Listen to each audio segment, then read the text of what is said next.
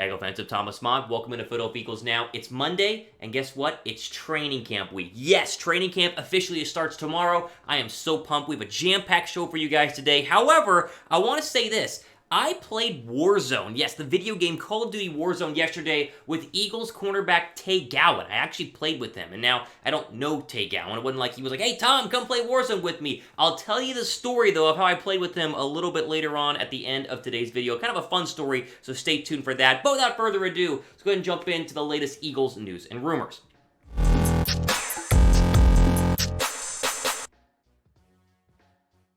All right, we start our Eagles news and rumors here, obviously getting you ready for training camp, but I want to look at a recent NBC Sports in Philadelphia article ranking the top 5 most important Eagles heading into training camp. And really, it wasn't just the top 5, it was the top 25, but I'm focusing in on, obviously, the top 5, because I can't name all 25 players going down the list. But I thought it was a very interesting concept, being like, here are the 25 most important guys that we need to root for, that need to produce well, and they need to have a really, really good training camp, and I think you guys will not be surprised who number 1 was.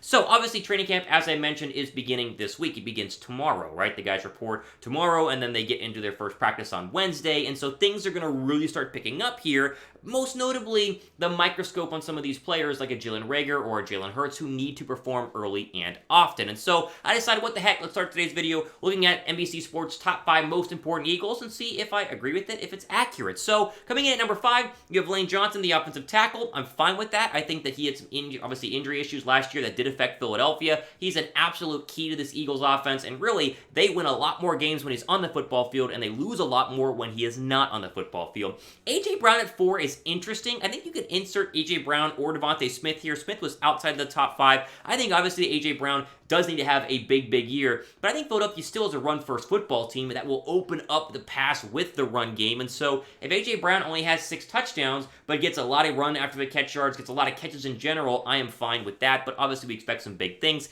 Kelsey at 3, to me, is a little bit too high.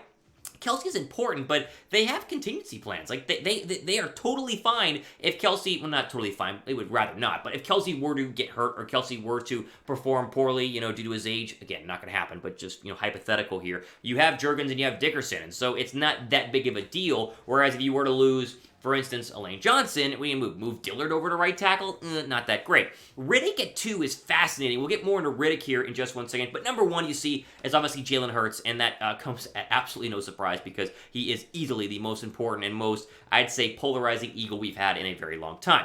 Reddick at 2, though, I want to quickly touch on this. I think Reddick is a similar answer to Kelsey here. Reddick is a big part of this defense, and if he plays well, this defense is going to be great, but if he's average, they're still going to be very, very good. Like, Reddick does not have to be a 15-sack year kind of guy in order for Philadelphia to win or lose. I mean, he could be an 8-sack guy this year, but you have Josh Sweat play well, you have Brandon Graham play well, you have Jordan Davis play well. I mean, you have a lot of guys on this defensive line, and so I think Reddick is important, and I'm very excited to see what he does, but I saw Reddick more as icing on a cake, more as just kind of a fun tool on defense versus, like, the most critical player on the entire Eagles defense. I think that comes down to more either interior defensive line, or let's just be real here, the cornerback play. If Darius Slay and James Bradbury ball out, then they can really have a great defense regardless of how good Haason Reddick ends up playing. Now, Hurts being 1 is an absolute no-brainer, and you're going to hear so much Jalen Hurts stuff. I mean, you already have at this channel because that's all Eagle people want to talk about, which is fine, but it's true. You're going to hear a lot more Jalen Hurts stuff as training camp gets going here, but he is the most important player, and you're going to watch the news in a Hurts this year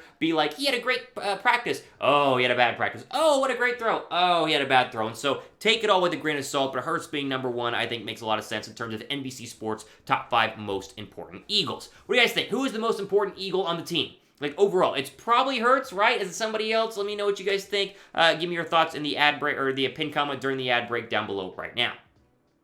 Okay, one quick mention over the weekend that, to me, is a little bit overblown is the black helmet release. Now, first off, let me just say, they do look great. I have no issue with the black helmets. All the alternate helmets are great, minus like the Bears one, which looks terrible. But I digress. Bengals one looks really good. The white stuff with the black stripes, that's fun. Black helmets look great. They're going to wear them this year, obviously, with the black uniforms. I'm all for that. I think that we're overhyping it a little bit, right? To me, a big alternate helmet would be the Kelly Green stuff. That's not going to come out till 2023, as Jeffrey Lurie famously said a couple of months ago. So we got to wait for that fun stuff. But I like the black helmets. I have nothing against the black helmets, but at the same time, I think that Eagles Twitter is like, this is the greatest thing ever, and I'm like, I like midnight green. I think midnight green is great. I think that having them as an alternate, aka the black ones, is good. I wouldn't want them as the full-time helmets, but the nights when they go ahead and go all black, I kind of hope it's the Cowboy game on October 16th, but I digress. I think a night game would be perfect. That's fine. I'm not poo-pooing on them, but I'm also not sitting here being like, this is the greatest thing since sliced bread, because like midnight green, it's pretty good, right? I have no issue with it.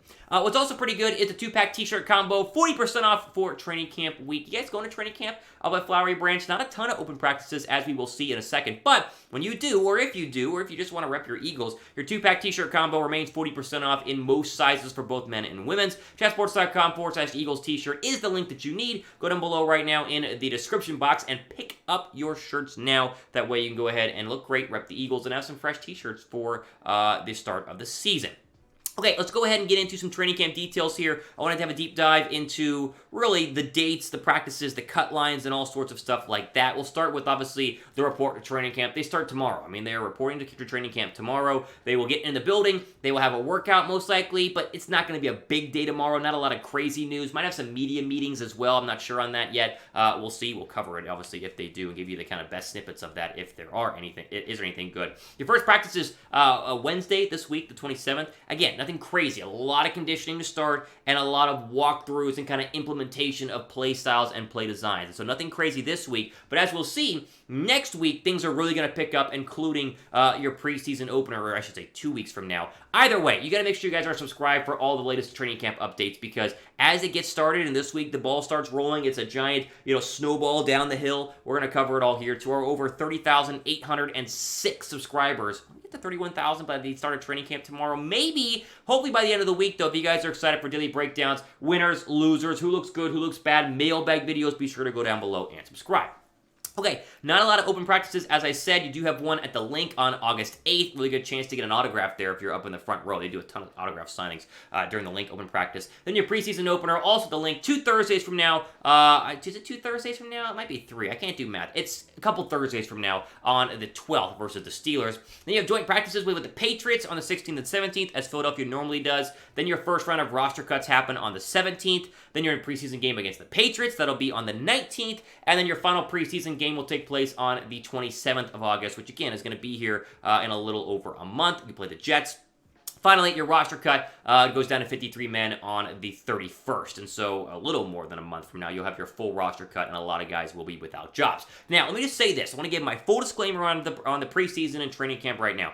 It's a very slow build. Training camp with the preseason, a very slow build. And so what I want you to know, and we're going to do a lot of videos here. I'm going to talk about this guy looks good, this guy looks bad, this guy made a good throw, this guy had a bad catch. It does do this in training camp. Just because they have a poor practice, or they have a poor series, or this player makes an interception, or that player drops a pass, does not mean X player is going to be bad, or X player is going to be good. You got to take it in as a whole, right? As a whole, how does Jalen Hurts look? As a whole, how does Jalen Reagor look? As a whole, how does the defensive line look, right? And so, just know that, as we're going to do plenty of day-to-day coverage here on the channel, it does get a little bit up and down, and so be patient, I should say, and be very, I would say, careful of overreacting to things that happen at training camp.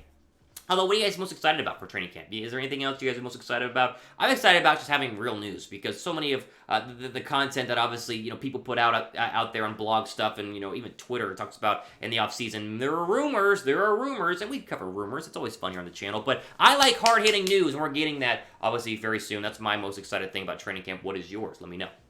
All right, we'll end on a fun story here. Throw up the Tay Gowan clip here. So obviously, or I should say pick. So Tay Gowan, you may know him, you may not. He's kind of a bottom of the Eagle depth chart cornerback, and I say that respectfully because the Eagle cornerback depth chart, as you guys know, is stacked. You got Bradbury, you obviously have Slay, you have Maddox, you have Zach McPherson. I mean, they have a lot of cornerbacks. So Gowan has his work cut out for him. He's a long way to go to hopefully make this roster. Well, so Gowan on Twitter yesterday, I'm sitting on the couch, scrolling through Twitter, and he posts on his Twitter account, he's like, hey, we need one more for Warzone, right? I play Call of Duty Warzone. You guys see the setup behind me, right? This isn't just for work, right? A little bit of fun here as well. So I hit him back, and I sent him a DM. I say, yo, you need one? And he said, he liked it. He said, get on, as you see on your screen right now. And so, make sure Xbox, what are you playing on? PC, he says PS5, sends me his gamer tag. And then I jumped on, and it was me, Tay, I think his cousin and his brother in a 4-stack on Rebirth. If you guys play Warzone, you know what I'm talking about here. It was fun. We played for like an hour, and honestly, I'm not going to lie here, I was kind of carrying the squad. Now, I struggled early, hadn't played in a couple of days, had to kind of get warmed back up, but one of the games, I should have taken a picture of it, 10 kills for me, Tay had like 3 or 4, but it was just fun hanging out with him and getting to play Warzone. All my friends are like, did he, does he watch your YouTube channel? Does he, did he know who you were? No, and I didn't say that. I wasn't like, hey, I'm Thomas from YouTube. No, like, I'm just a guy. I would literally ask very little Eagle questions. I asked him if he's excited for camp, and then I asked him when he reports, and I knew the answer, but I still asked him. And I asked him, how does squad look? And he was saying, it looks great. So I was very non-fanboy playing Warzone with Tay Gowan. But it's fun. It was fun to get to play with an actual Eagle, and he had mentioned that we might play some more in the future. So if we do, I'll hit you guys up, which is always, or I'll let you guys know, which is always fun. You guys want to play Warzone? Drop your gamer tag down below. Maybe I'll run some squads on Warzone, as it's fun. I like to have a lot of fun. And I play some Warzone every now and then. So if you guys want to play, drop your gamer tag down below. See how many Warzone guys are out there.